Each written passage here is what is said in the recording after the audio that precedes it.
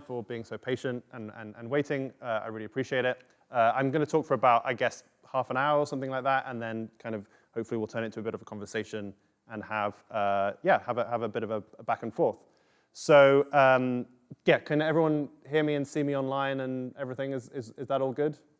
Yeah, great, cool. Okay, so I've been, lots of talks. They catch you with this like catchy title, and they don't actually tell you the answer until like right at the end. So I'm going to just like skip right to the end. And how could AI governance go wrong? Well, it's these are the three answers that I'm going to give. Over here, you've got some paper clips. In the middle, you've got some very bad men. And on the right, you've got, so that's Stalin, Hitler, Mao, and Mussolini. And then on the right here, you've got nuclear war. So this is basically saying that the three cases are accident, misuse, and then structural or systemic risks. So that's the ultimate answer to the talk. But I'm going to take a bit longer to actually get there eventually. And let's see if this next slide. Yeah. So the talk is just going to be. I'm going to talk very quickly about my background and what CSER, the Center for the Study of Existential Risk, is. Then I'm going to answer what is this topic, this new phrase called AI governance. Then how could AI governance go wrong? Before finally, what can be done so we're not just ending on a kind of a sad, glum note, but we're going out there with saying, oh, there is actually useful stuff to be done. Okay, so let's do the first one, which is my background in CSER. So I first heard, this is an effective altruism talk. I first heard about effective altruism back in 2009 in a lecture in a room a lot like this, where someone was talking about this new thing called Giving What We Can, where they decided to maybe give away 10% of their income to really effective charities. And I thought this was really cool. And you can see that's me on the right with a little while ago and without a beard. But yeah, I was really kind of taken by these ideas of effective altruism and trying to do the most good with my time and resources. So what did I do? I ended up working for the Labour Party for a few years down in Parliament. It was very interesting. I learned a lot. But as you can see, given that we've got a Labour government and are still in the European Union, it went really well. Two of these people are no longer even MPs. So yeah, so after this kind of sterling record of success down in Westminster, I moved up to Cambridge 5 years ago to work at CSER. So the Center for the Study of Existential Risk, we're a research group within the University of Cambridge, dedicated to the study and mitigation of risks that could lead to human extinction or civilizational collapse. So we do kind of top high-quality academic research. We develop strategies for how to reduce risk, and then we kind of field build and try and create a global community of people working on existential risk. We were founded by these three very nice gentlemen on the left. That's Hugh Price, Jan Tarnin, who co-founded Skype, and Lord Martin Rees. And we've now grown to about, I think it's 28 people. So that's, I think, triple in size since I started. And there we are hanging out on the bridge in Darwin, having a nice chat. So we kind of, a lot of our work falls into three kind of big risk buckets. So we've got pandemics up there on the left. A few years ago, I had to justify why that was on the slide. Now, unfortunately, it's very clear to all of us. That one on the top right is AI, which is what we're going to be talking mainly about today. On the bottom left, it represents kind of climate change and ecological damage. And then the other kind of grab bag bucket is kind of systemic risks from all of our intersecting vulnerable systems. So that's that's kind of what CSER works on.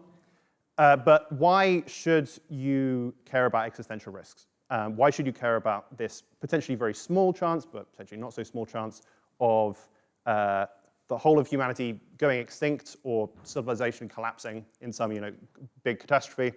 Well, one very common answer is just looking at the size of all the future generations that could come if we don't mess things up. So there's the little circle in the middle there is the number of currently alive people.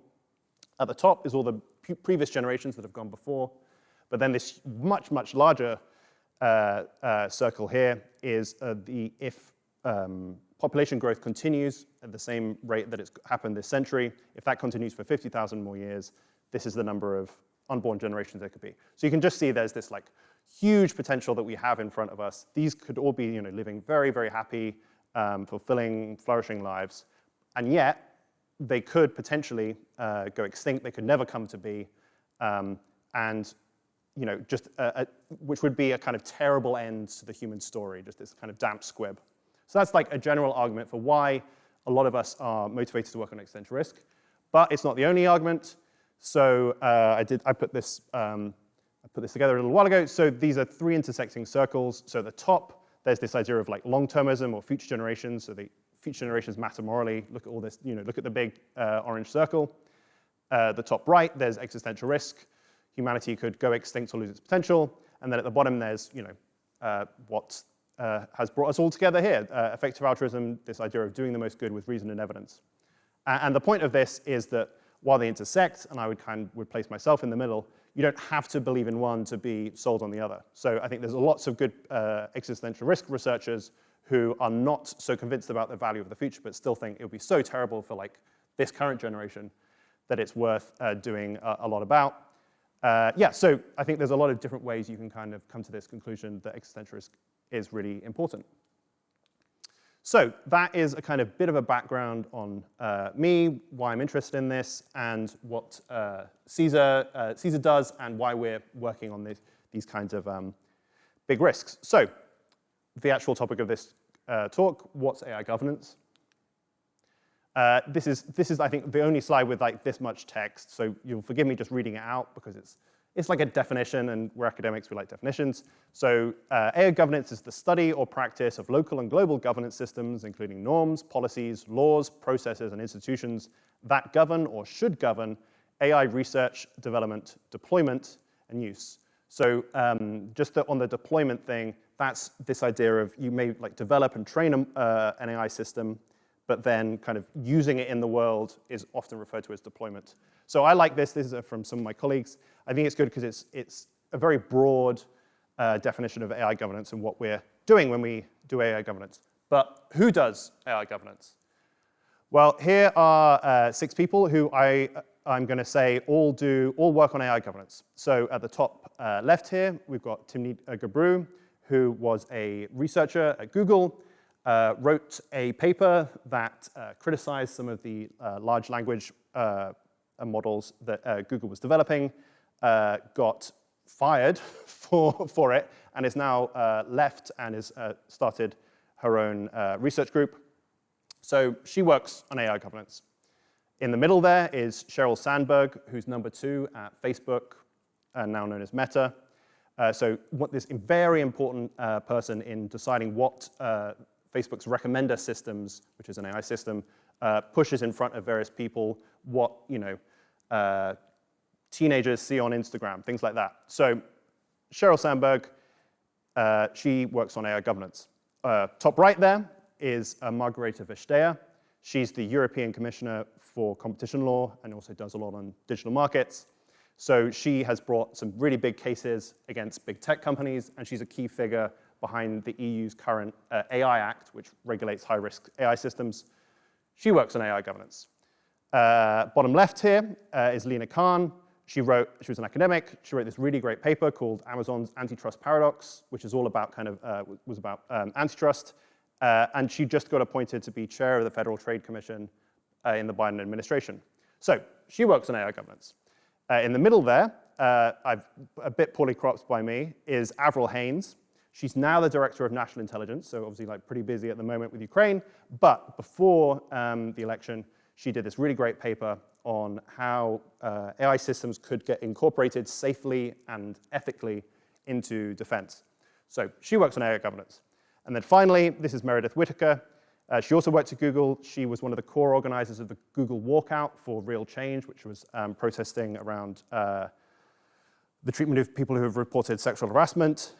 She also has left Google, and while she was at Google, she founded the AI Now Institute, which is a NGO that does research on AI, a really great group. So she works on AI governance. So the idea is that what I'm trying to convey here is from different countries, like within companies, within government, in academia, in NGOs, there's lots and lots of different, from the military side, from the civilian side, there's lots of different sides to AI governance.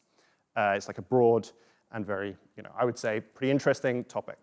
So that's the kind of broad field of AI governance. And I'm going to zoom in a little bit more to kind of where I spend a lot of my time, which is more on long-term AI governance. So we've got 3 photos here of 3 conferences organized by the Future of Life Institute called the Beneficial AGI conferences. The first one is 2015, the second one is 2017, and this last one down here that I think I'm in at the back was in 2019. So these were 3 like really big, important conferences that brought a lot of people together to discuss the safe and beneficial use of AI. So this first one in 2015 led to this open letter signed by 8,000 robotics and AI researchers calling for safe and beneficial use of AI and really placing it on the agenda and releasing this research agenda alongside of it. Kind of this really big moment for the field. This next one was in Asilomar, and it produced the Asilomar AI Principles, which was one of the first and certainly the most influential, I would say, of the many AI ethics principles that have come out in recent years. That was in 2017. And then this last one got into more of the nuts and bolts of what sort of policies and governance systems should there be around AI governance. So the idea of in these 3 pictures is to kind of show you that in 2015, this thing was still getting going. You started to say, like, well, I want to develop AI safely and ethically, and this was kind of a novel thing. In 2017, there was this idea of, oh, maybe we should have principles. And then by 2019, this had turned into more kind of like concrete discussions. And obviously, there wasn't one in 2021, and we can all maybe hope for next year. Let's see. Right, so that's my kind of broad overview. That's my broad overview of the kinds of things that people who work on AI governance work on, and a bit of like how the field's grown. But now to the actual like meat of the talk. How could AI governance go wrong? Let's see, next slide. Right, so this is a survey that was done by YouGov that I found on Twitter last week, and I thought it was great, so I'm going to use it. So they surveyed people in 2016, and they surveyed British people again in 2022 on what are the most likely causes of future human extinction. Now, you might not be able to see this, but right up at the top there's nuclear war, global warming / climate change, and a pandemic. And those 3, seem to make sense. I think it's very understandable why those would be placed so high up by the British public. But if you'll see right down there at the bottom, nestled between a religious apocalypse and an alien invasion, is robots and artificial intelligence. So this is clearly not a thing that most randomly surveyed British people would place in the same category as nuclear war or pandemics or climate change.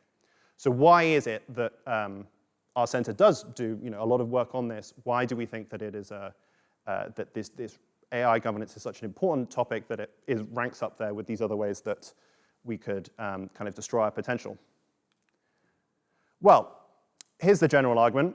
AI has been getting much better recently and looks like it's going to continue getting much better. So at the top left here is, I think this is AlexNet. So this is, in 2012, there was a big breakthrough in image recognition where it kind of like really skipped, made a huge jump, the state of the art, and got, I think it's now human level or above human level. This next picture is supposed to represent games. So this is Lisa Doll losing at Go to AlphaGo. The top right here is robotics, one of the Boston Dynamics dogs, I think. So yeah, robotics has not been improving as much as the others, but has been making like really big breakthroughs. Bottom left here is from GPT-3. So they gave it a prompt about, explorers have just found some unicorns in the Andes, and it gave this whole, very fluent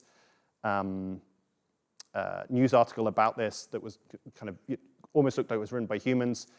This is now being rolled out, and you can use this language model to complete lots and lots of different writing tasks, or to you ask it a question and it kind of responds basically in natural language with the correct answers. The next one here is they gave it a prompt of like a radish in a tutu walking a dog, and the Dolly, the AI system, produced this picture and about kind of 10 others. And then the final one is AlphaFold, which was, I think, last month, which was DeepMind's new kind of breakthrough on protein folding, which is like a very complex scientific problem that has been unsolved for lots of years, and it's now almost, superhuman. So, image recognition, games, robotics, language models, generating image and text and things like that, and then helping with scientific advancements. AI has been rapidly improving over the last 10 years and potentially could continue to have this kind of very rapid increases in capabilities in the coming decades. Great, perhaps, but maybe we should think a bit more about this. So let's have a look at this. There we go. So yeah, so we can, on the left here, we've got an internal combustion engine. In the middle, we've got the steam engine. And on the right, we've got the inside of a fusion, it's not a tokamak, which is a kind of engine. So the idea is that the internal combustion engine is representative of a general purpose technology. The steam engine is representative of a transformative technology. And this fusion one is representative of this claim made by Haydn Belfield that we may be living in the most important century for human history. So is AI a general purpose technology? A general purpose technology is something like the internal combustion engine, or like electricity, or like refrigeration or something, this kind of, or computers. This generally useful technology that has is applied in lots of different application areas across economy and society, has many different effects on politics, on military and security issues, and spawns lots and lots of further kind of developments. So I think most people would already accept that AI is already a general purpose technology at the level of some of these others I've mentioned. Could it be a transformative technology? So this term refers to something that really changes civilization and our societies in an even more dramatic way. So the two big kind of transformative occasions in human history, kind of zooming really, really far out, everyone was hunter-gatherers and foragers, and then the kind of invention of farming, sometimes called the Neolithic Revolution, really just transformed our entire societies, the way we live, the way we operate in the world.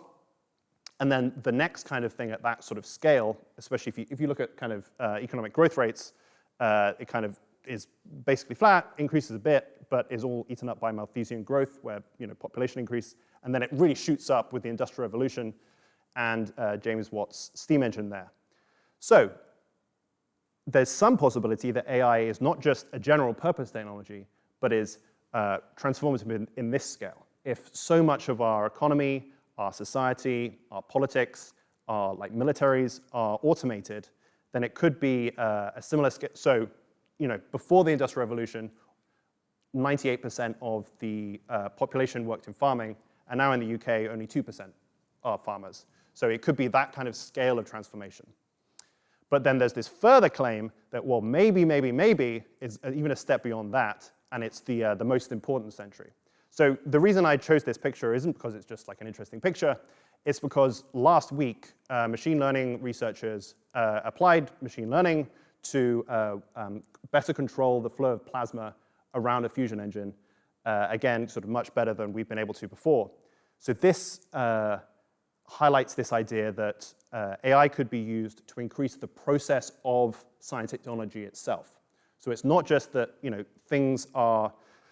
there's new inventions happening and they're being brought into the economy and society and changing things, but it's that process itself is being automated and sped up and increased. So I think AlphaFold in the previous slide for biotechnology, and then here for physics is an indication of how things could go. So Haydn Belfield calls this a process for automating science and technology, or PASTA. So there is this argument that would, if that kind of takeoff were to happen sometime in this century, then this could be like a very, very important thing, because we could make all these new breakthroughs and have this like incredible scale of economic growth and discovery that is much quicker even than the Industrial Revolution. So to step back a second, how could AI governance go wrong? What I'm trying to show here is just that AI could be a very big deal, and therefore how we govern it, how we incorporate it into our societies could be also a very big deal. But then how could it go wrong? Well, this is generally split. This is following a three-way split made by Remco Zwetsloot and Alan Defoe. It's generally split into accident, misuse, and structure. Sorry, would you mind getting me my water bottle, please? Yeah, thanks. So so near-term problems people may be familiar with, and then I'm going to talk a bit about long-term, and the next slide is going to talk even more about these long-term problems. So in the near term, there's this paper called Concrete Problems in AI Safety, which looked at, thank you very much, cleaning robots and how it can kind of move around a space and not lead to accidents. And because we find that in our current machine learning systems, they go wrong a depressing amount of the time, and in often like quite surprising ways. And while that might be okay at this stage, as they are increasingly kind of more powerful, then the risk of accidents goes up. So, I mean, like the one last year of a lot of grades being awarded by algorithms, that is an indication of like, wow, that could really affect the entire kind of life chances of someone. So that is something that we need to be concerned about in the near term, these kinds of accidents. Misuse. We wrote this report a few years ago called The Malicious Use of AI. I think it was very good title, so it got a lot of coverage. And basically, it looked at ways that AI could be misused by malicious actors. So in particular, kind of criminals. You can think of like cyber attacks using AI, by terrorists, thinking of like the use of drones, the use of automated swarms, and how it could get misused by rogue states and authoritarian governments to surveil and to control their populations more. And then there's this idea of structural risks or systemic risks. So there was this thing a few years ago called the flash crash, where this kind of stock market was ticking along, doing whatever the stock market does, and then it just kind of had this sudden dip, really dramatic dip, and then kind of the circuit breakers kicked in and it came back to normal. But looking back on this, it turns out that it was to do with the interaction of many different automated trading bots. And we still, to this day, are not entirely sure exactly what caused this. So this is called the flash crash. And the idea put forward by a guy called Polshari is that we could have the same thing, but a flash war. So you imagine two automated or autonomous defense systems, like on the North Korea-South Korea border, or in Ukraine and Russia. And then they interact in some complicated way, maybe at a speed that we can't intervene in or understand, and this could lead to war. So that's the idea that there's not an accident necessarily there. There's not someone's misusing it, but it's more the interaction and a structural risk. So hopefully that makes sense to people. That kind of thing seems familiar. Well, then we can move on to long term and imagine if this argument is right, that it could be this very transformative scale. Well, then all these problems become increasingly worrying. So Human Compatible is written by Stuart Russell, who is the author of the leading textbook in AI. And he just gave the Reith lectures, very good. You can listen to the podcast. He suggests that AI systems are likely to be given kind of goals that they pursue in the world, but that it might be quite hard to align these with human preferences and human values. And there might be reasons why I'll talk about this in the next slide, but why we might be concerned about very large accident risks. I put superintelligence here by Nick Bostrom, but I don't think it's quite right, but it kind of fits. So this is the idea that these systems could get misused by all the people I talked about previously, criminals, terrorists, and rogue states, to oppress things and to lock in their own values, or to kill large numbers of people. That's the kind of long-term misuse concern. And then this long-term structural concern, so there could be the interaction of these powerful these powerful AI systems could lead to conflict, like with the Flash War example, or there could just be, competition between them that, in terms of economically, just like is very wasteful of resources, and instead of our achieving some measure of what we could achieve for humanity's potential, we instead end up wasting it. So that's the idea of the long-term risk of AI governance. So I've tried to picture this, to return to the slide that I showed you, I tantalized you with at the beginning of the talk. So on the left here, we've got just a bunch of paper clips, because one of the very famous thought experiments in AI safety and AI alignment is this idea of you are training this AI system to produce paper clips. It's a paperclip factory, but there is you have locked in this particular goal of just producing whatever it is, and yet you can imagine that these just gaining in capabilities and gaining in power and gaining in generality might not change that goal itself. So you can imagine very powerful, very capable systems with these very strange goals that are not. And if it got too much power, could divert electricity to itself, could divert resources to itself, because it's just pursuing this goal that we've given it, and we haven't properly aligned it with our interests and values. So this is the idea of the paperclip maximizer. Here in the middle, we've got some awful totalitarian despots from the mid-20th century. If any of these they all end up killing millions. But lots of them ended up killing millions of their own people. Were they to have access to very capable AI systems, then we might be very concerned about that. I mean, a drone is never going to refuse to kill a civilian, for example, or much better facial recognition and surveillance everywhere could make it very, very hard for people to gather together and oppose such a regime. And then finally, there's some risk, of course, that any conflict that is caused by the interaction of AI systems could escalate up to nuclear war or some other kind of really destructive war. So this is the idea. So all three of these could be massive risks and maybe fundamentally damage our potential, damage our really lead human history to a sad and wasteful kind of end. So that's the overall argument for how AI governance could go wrong, which is, and I think one thing that kind of cuts across a lot of these is two different extremes that I think we want to avoid. So one extreme is racing, and one extreme is dominance. So racing has been talked to quite a lot about by the AI governance community so far.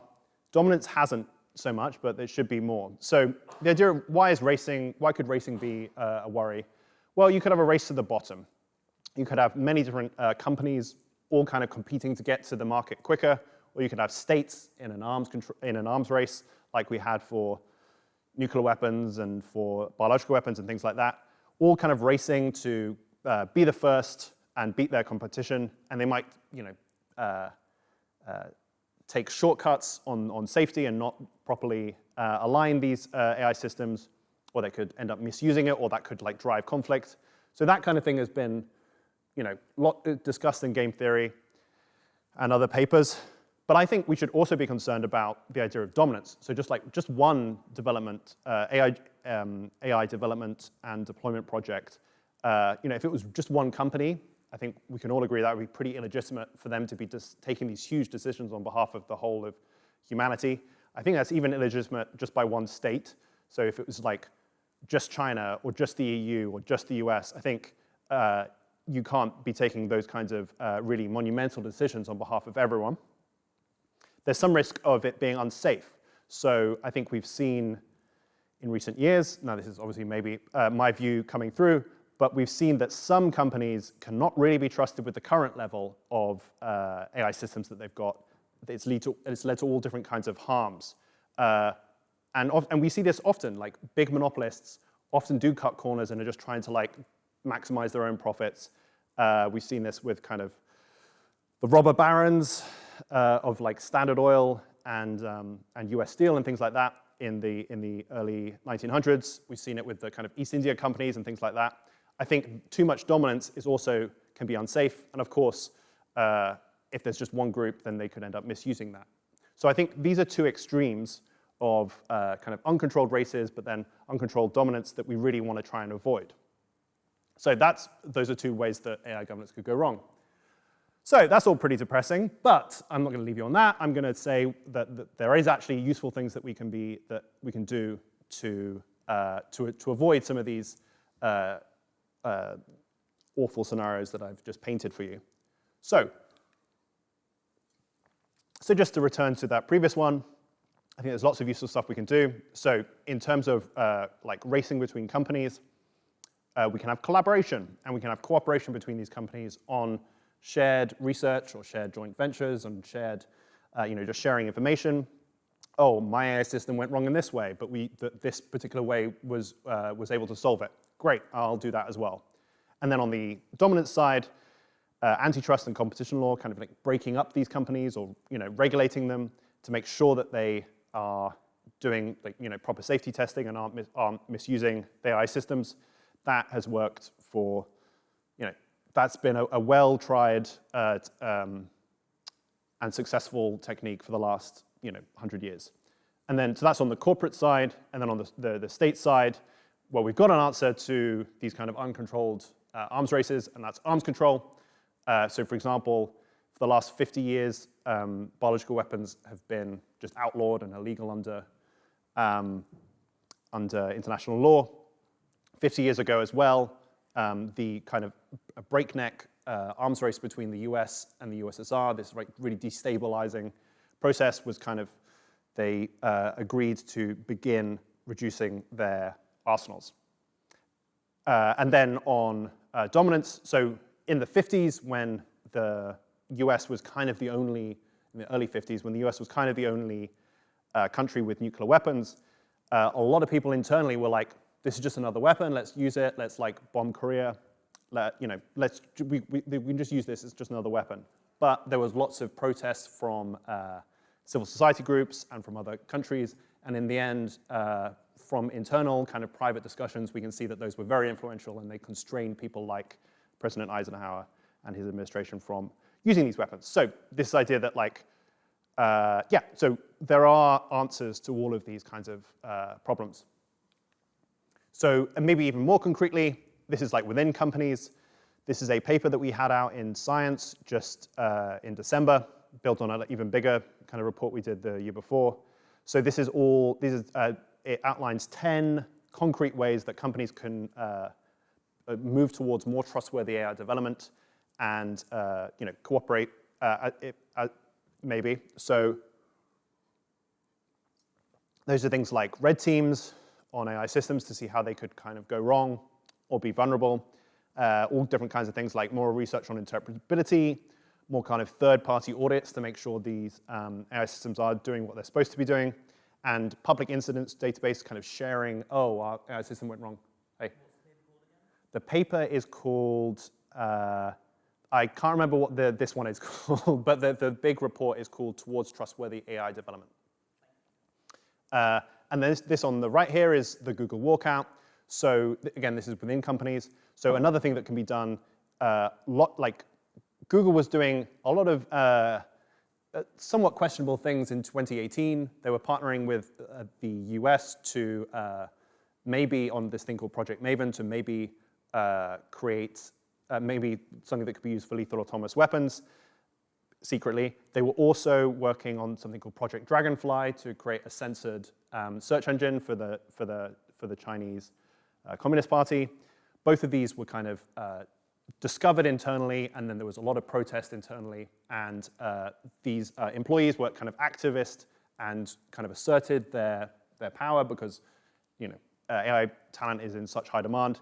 they were able to be like, no, let's not do this. We don't want to do this. We want a set of AI principles so we don't have to be doing ethics whack-a-mole. And I did a paper on this as well, but called Activism by the AI Community. So these are what can be done kind of within AI companies. But I don't think just like purely voluntary stuff is just going to work. So these are three kind of current things across the US and internationally and across civilian and military. So the EU, I'm going to start bottom left for some reason. The EU AI Act is probably going to pass this November. It lays out these kind of 8 different types of high-risk AI systems, and it has a lot of requirements that you have to go through. You have to have tested, you have to have a risk management system, and you have to have tested your AI system and shown that it's accurate, that it's cyber secure, that it's not biased. I think this is going to really encourage a lot more AI safety testing within these companies, and this idea of like, oh, machine learning systems keep on going wrong. We should be more modest about what they can achieve. This is kind of, there's a complementary approach happening in the US with NIST, the National Institute for Standards and Technology, where they're also working on like what should be these kind of common standards for AI systems. Top right here is Avril Haines, who I talked about at the beginning of the talk, wrote this paper called Building Trust Through Testing using on TEVV, because US defense people really love acronyms. Testing, evaluation, verification, and validation, all about like, well, on the civilian side, we want to make sure that these systems are safe and not harming people. I think we want to be even more sure that they're safe and not harming people if they're used in a military or defense context. And how can we actually do that? And then bottom right here is the campaign to stop killer robots. So for the last 8 years, I guess, there's been negotiations at the UN about just banning lethal autonomous weapons. So these are weapon systems that can autonomously select and engage, kill a target. There's been this big push to ban them, even though that we haven't yet got a ban. People are still kind of hopeful for the future, and nevertheless, over the last 8 years, I think there's been a lot of kind of building awareness of like, oh, these systems do end up going wrong in a lot of different ways, and we really do need to be careful about how we're doing it. And people and different countries sharing best practice, like Australia have done a lot of like, oh, well, here's how we would be thinking about it. How are other people thinking about it? So yeah, so across the civilian and military side, in different parts of the world, I think there's a lot of stuff happening at the moment. Whoops, let's go back one. This is just to say that like kind of, no matter where you're from or you're, where you're a resident or citizen or where you kind of see your career going or where your kind of disciplinary background is, I think there's like really useful stuff to be done from all these different places and from all these different disciplinary backgrounds. There's already been like great research produced by people in all these different, from all these bullet points. Maybe let's get even more concretely, what can be done like by you here on the Zoom and here in the room. You can go check out the 80,000 Hours, which is a careers advice website and group, and they've got this guide. They've got like lots of really great resources on their website, and they offer career coaching. So if you are completely and 100% convinced by what I've said to you today, and you're like, well, yes, this is what I want to spend the next 6 years of my life working on, great, there you go. Check them out. Or if you just want to find out more, they are a great resource. Another great resource is run right here in Cambridge. The AGI Safety Fundamentals also has a track on governance. I'm facilitating one of the groups, but I think there's like 500 people on this. So yeah, it's this really great kind of discussion group, and then you work on a kind of final project. I think it's a great way to get to grips with this topic and try it out for yourself. So yeah, I would thoroughly recommend both of those two things, that you check out both of those two. Great, so I've talked a bit about my background and what the center for the study of existential risk is. I've introduced this kind of general topic of AI governance, and then we've narrowed down into long-term AI governance, and we've said, how could it go wrong at the scale of kind of nuclear war, pandemics, climate change? And just to remind people, it's to do with that accident risk, misuse risk, and then structural risk. But there are things that we can do. We can cooperate, and we can regulate, and we can all work together, and we can do much more research. And yeah, we can work on this in companies. We can work on this in academia. We can work on this in government. This is like a hugely interesting space. I find it really, really rich, and I would love more people to dip their toes in. Great. Well, thank you very much.